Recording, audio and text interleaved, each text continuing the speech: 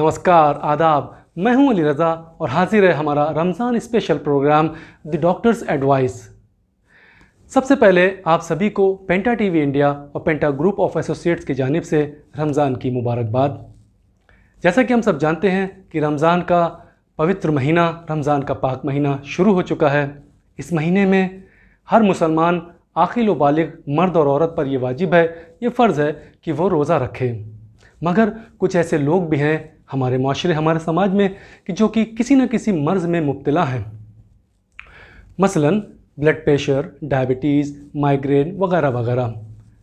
इन सब मर्ज़ में मुब्तला लोग क्या रोज़ा रख सकते हैं?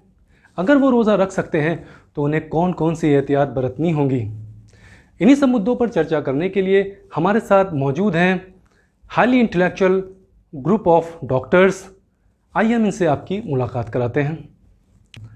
हमारे साथ मौजूद हैं शहर के जाने माने neurologist and consultant doctor Asad Abbas साहब। साथ ही में हमारे साथ मौजूद हैं DM neurologist doctor Adnan Hashmi साहब। He is from SGPGI and presently practising as a senior consultant at Regency super speciality hospital Kanpur.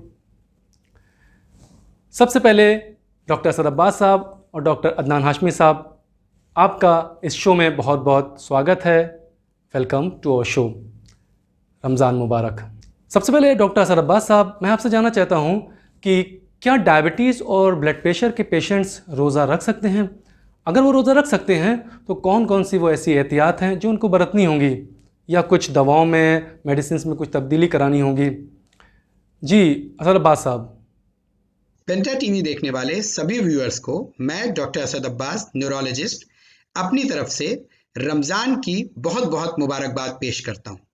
जहाँ तक ये सवाल है कि ब्लड प्रेशर के और डायबिटीज़ के मरीज़ रोज़ा रख सकते हैं या नहीं, दोनों अलग अलग बीमारियां हैं। अगर कोई डायबिटीज़ का मरीज़ है और उसकी शुगर स्टेबल है, कंट्रोल्ड है, जो दवाएं वो पिछले 3-4 महीने से यूज़ कर रहे हैं, उस दवा से उनका ब्लड शुगर लेवल नॉर्मल आता है जब वो टेस्ट कराते हैं, तो वो आसानी से रोज़ा रख सकते हैं।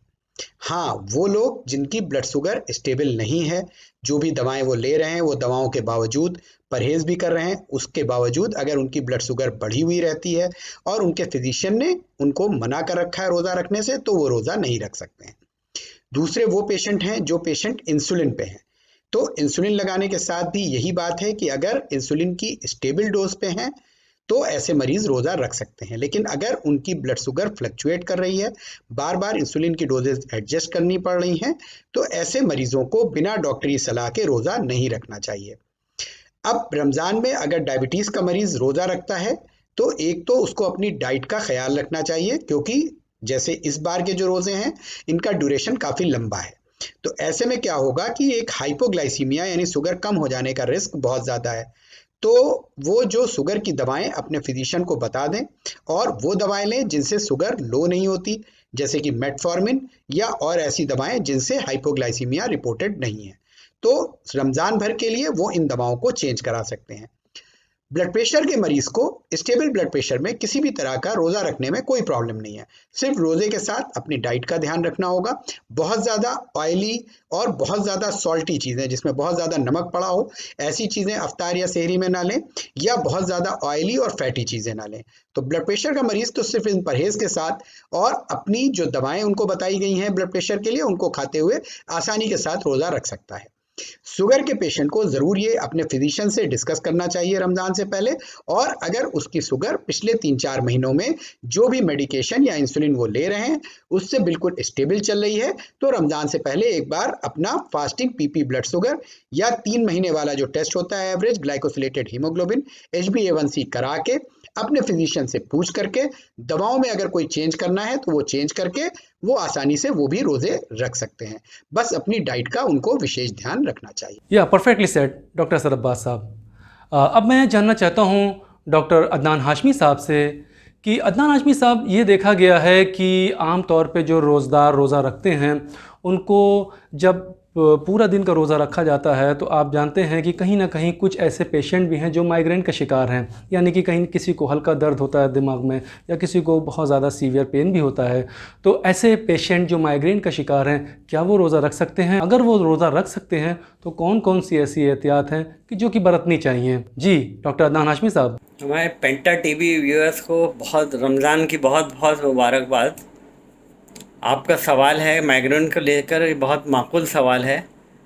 हमें इसके बारे में ये कहना है कि माइग्रेन एक बहुत ही आम बीमारी है। आम सर दर्द जो होता है उसको माइग्रेन बोलते हैं, और ये 1 में 7 लोगों को होता है, और इसकी दवाएं तकरीबन ताउम्र चलती हैं, या फिर कुछ लोगों में 50-55 की एज होते होते थोड़ी दवाएं कम हो जाती हैं। रमज़ान में देखा गया है कि माइग्रेन के जो पेशेंट्स हैं उनका दर्द जो है वो बढ़ जाता है।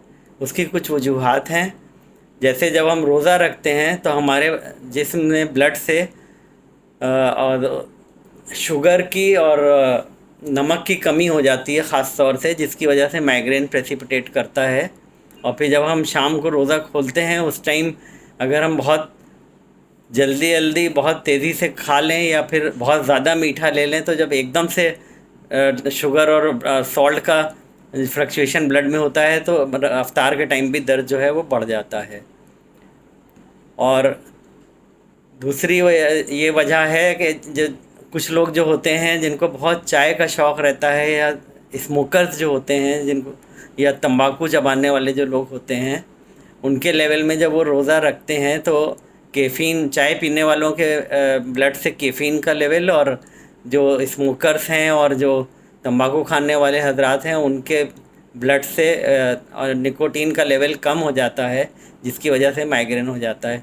तो उसका तरीक़ा ये है कि हम रमज़ान से 1 महीना पहले, 2-4 हफ़्ते पहले से चाय की पीने की, सिगरेट और तंबाकू की फ्रीक्वेंसी को कम कर दें, तो चांसेस हैं कि रमज़ान के दौरान जब हम रोज़ा रखेंगे तो हमें तकलीफ़ कम होगी। और दूसरा एक रीज़न, बहुत इम्पॉर्टेंट रीज़न ये है रमज़ान में सर दर्द बढ़ने का, सहरी के टाइम हम उठते हैं तो बहुत जल्दी उठते हैं, उसके बाद इबादत करते हैं, उसके बाद नमाज़ें पढ़ते हैं, और तो हम लोग का जो स्लीप रिदम है जो बिल्कुल एकदम पलट जाता है। तो उसके लिए ये तरीक़ा है कि हम रमज़ान से 1 महीना पहले से जल्दी उठने की आदत डाल लें, और तो वो धीरे धीरे वो आदत कंटिन्यू कर जाएगी और रमज़ान में हमें ज़्यादा तकलीफ़ नहीं होगी। Very well said, sir.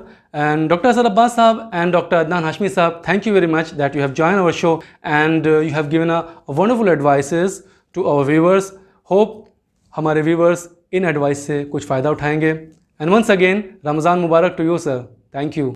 साथ ही में अब हम आपकी मुलाकात कराते हैं senior medical representative, social activist Syed Mohammad Taqi साहब से, जो आपको बताएंगे कि इंसान अगर रोज़ा रख रहा है तो वो अपनी डाइट में, यानी कि सहरी और इफ्तारी में किस तरह की डाइट ले और किन किन चीज़ों से परहेज़ करे, ताकि वो एक हाइजीन को भी ख्याल रखे और हेल्दी डाइट ले, ताकि वो रोज़ा रखने के साथ साथ हेल्दी भी रहे। मिस्टर SM तकी साहब, वेलकम टू आवर शो। जी तकी साहब। पेंटा टीवी के सभी व्यूवर्स को मैं रमज़ान की बहुत बहुत मुबारकबाद देता हूँ।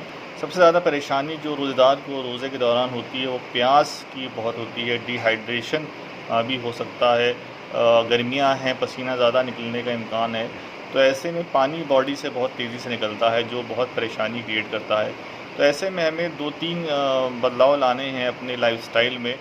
सबसे पहले कि सुबह जो सहरी है वो सहरी में हमें ऐसे खाना खाना है जो हमारे बॉडी के अंदर पानी को रिटेन रखे।